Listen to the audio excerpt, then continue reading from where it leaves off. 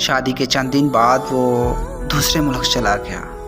आज उसको गए हुए कई साल गुजर चुके हैं। हर रोज़ उसका इंतज़ार करती हूँ पर वो नहीं आया।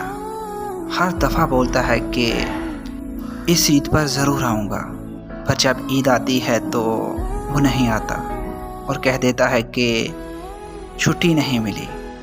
मैं आज कुछ कहना चाहूँगी उससे। मैं खुदा की कसम खाकर कहती हूँ कि मैं भूख प्यास सब कुछ काट लूँगी, अब जुदाई नहीं काटी जाती। मेरी जवानी जो तुम्हारी अमानत है वो भी ख़त्म होने को आई है। आधी से ज़्यादा ज़िंदगी तुम्हारे इंतज़ार में कट गई है।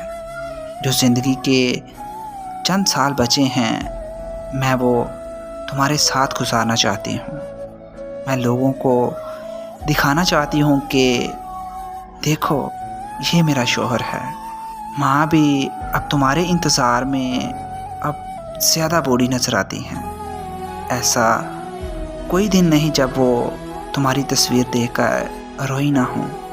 हर ईद पर घर का हर फर्द तुम्हें याद करके रोता है। तुम इस ईद पर भी नहीं आ रही कि छुट्टी नहीं मिली।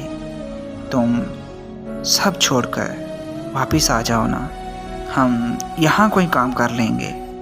तुम बस प्लीज़ आ जाओ ना। अपनों के लिए अपनों से दूर चले जाना सिर्फ़ एक धोखा है, जबकि हकीकत अपनों के साथ ज़िंदगी गुजारना है। तुम सब छोड़कर आ जाओ ना प्लीज़, और ज़िंदगी की आखिरी सांस तक उसका इंतज़ार मेरा नसीब है।